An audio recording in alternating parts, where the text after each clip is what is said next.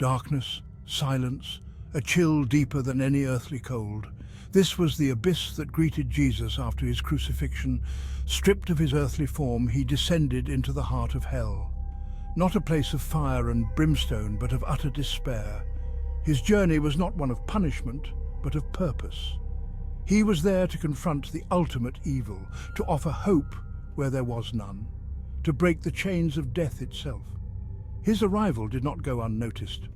A tremor ran through the abyss, a ripple of anticipation and fear.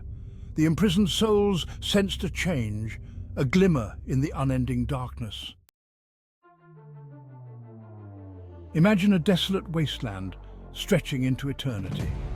The ground is cracked and dry, devoid of any life or vegetation.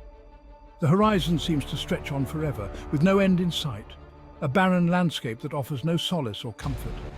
Sharp, jagged rocks tore at his feet, each step a painful reminder of the harsh reality he faced. The rocky ground was unforgiving, every inch of it designed to inflict pain and suffering. It was as if the very earth itself was against him, conspiring to make his journey as difficult as possible.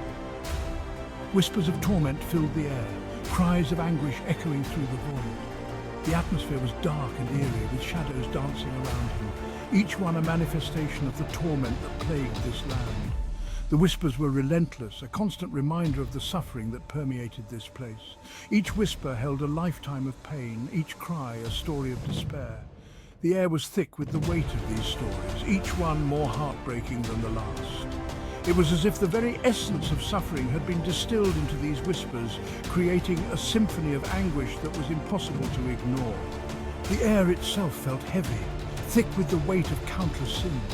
It was a suffocating presence, pressing down on him from all sides. Every breath was a struggle, as if the very air was trying to choke the life out of him. The weight of these sins was almost unbearable, a constant reminder of the burden he carried. It clung to him, a suffocating reminder of the burden he carried. The oppressive surroundings seemed to close in on him, making it difficult to move, to think, to breathe. But despite the overwhelming weight of it all, he did not falter. He knew that he had to keep going, no matter how difficult the journey became. Yet, he pressed on, his resolve unwavering. His determination was a beacon of strength in this desolate land. He moved with purpose, each step a testament to his unyielding spirit. No matter how harsh the conditions, he refused to give up. His presence alone was a source of hope, a reminder that even in the darkest of times, there is always a reason to keep going. He was the light in this desolate land, a beacon of hope amidst the shadows. His very presence seemed to illuminate the landscape, casting away the darkness that threatened to consume everything. He was a guiding light, a symbol of hope and redemption in a place where such things seemed impossible. Lost souls drifted aimlessly, their forms twisted by despair. They wandered through the wasteland, searching for something they could not name, something they had lost long ago. Their faces were etched with sorrow, their eyes hollow and empty. They were the embodiment of hopelessness, trapped in a never-ending cycle of suffering. Some reached out, their eyes pleading for mercy. They saw in him a chance for redemption, a glimmer of hope in their otherwise bleak existence. Their hands stretched out towards him, desperate for his touch, for his compassion. They longed for release from their torment, for a chance to be free from the pain that consumed them. Others cowered, their faces etched with the horror of eternal damnation. They were too afraid to approach, too consumed by their own guilt and shame. They knew that they were beyond redemption, that their sins were too great to be forgiven. Their fear was palpable, a constant reminder of the consequences of their actions. But Jesus did not flinch. His gaze was compassionate, his presence unwavering. He looked upon them with understanding, with empathy. He saw their pain, their suffering, and he did not turn away. He stood strong, a fearless figure in the face of their torment. He met their gaze with compassion, offering a promise of redemption. His words were a balm to their wounded souls, a promise of a better future. He reached out to them, offering his hand, his heart. He was a beacon of hope, a symbol of the possibility of redemption, no matter how lost they felt. His presence alone brought a sliver of light into their darkness, a flicker of hope in their despair. He was a reminder that even in the darkest of times, there's always a chance for redemption, for hope. His light shone brightly, cutting through the darkness, offering a path to salvation for those who were willing to take it. The path was fraught with trials, each designed to break his spirit. He was bombarded with the cries of the damned, their pain a symphony of suffering. He saw the depths of human depravity, the consequences of choices made in life. Temptations arose, whispers of doubt, echoing the taunts of his tormentors. The weight of every sin pressed down upon him, a crushing burden for any to bear. Yet he stood firm. His journey was not one of physical suffering, but of spiritual endurance. Each step tested his resolve, each shadow a reminder of the evil he sought to vanquish. He would not be deterred, he would not be broken. The Devil's Defiance. From the depths of the abyss, a figure emerged. It was a place where light dared not venture, a realm of eternal night and endless despair. Bathed in shadow, the devil approached, eyes burning with defiance. His presence was a stark contrast to the void, a beacon of malevolence that drew all attention. He challenged Jesus' authority, questioning his right to tread upon this domain. The air grew thick with tension as the two forces stood face to face, the ultimate confrontation between good and evil.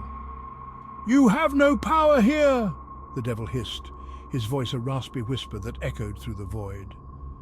"These souls are mine," he declared, his words dripping with venom and certainty. "Their torment is my delight.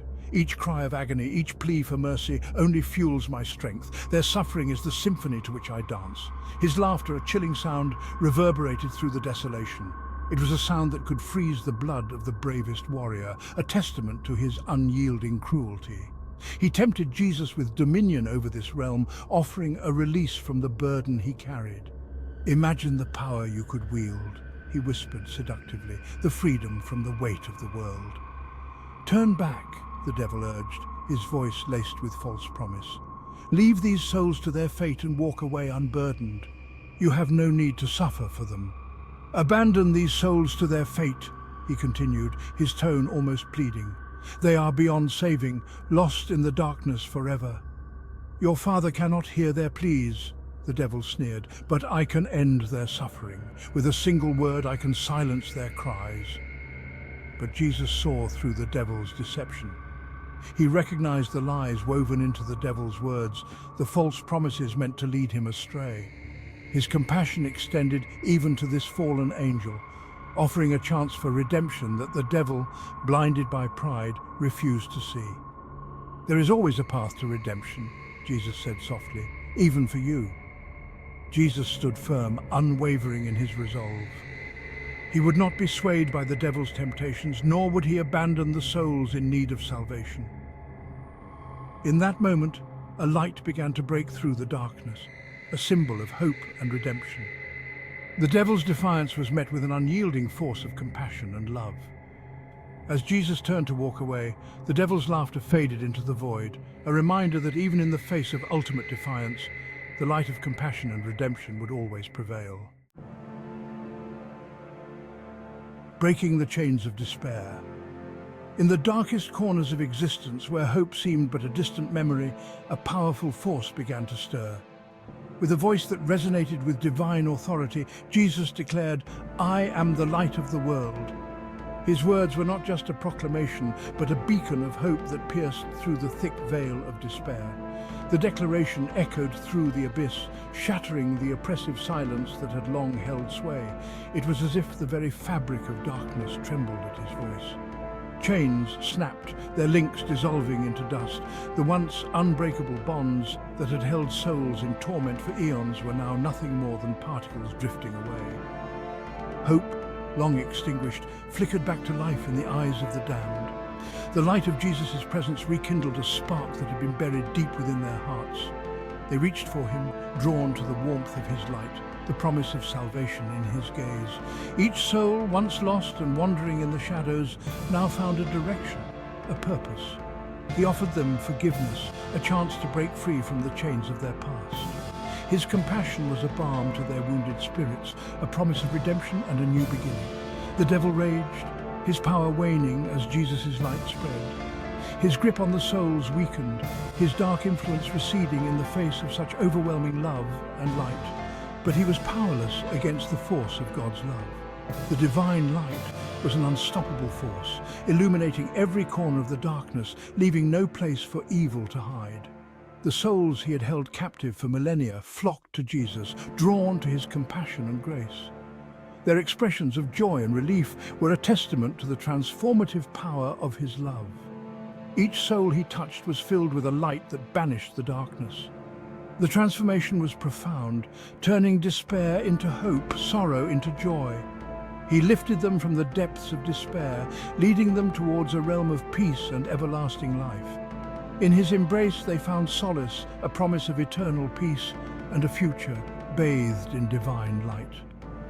The journey from darkness to light was complete, and the chains of despair were forever broken.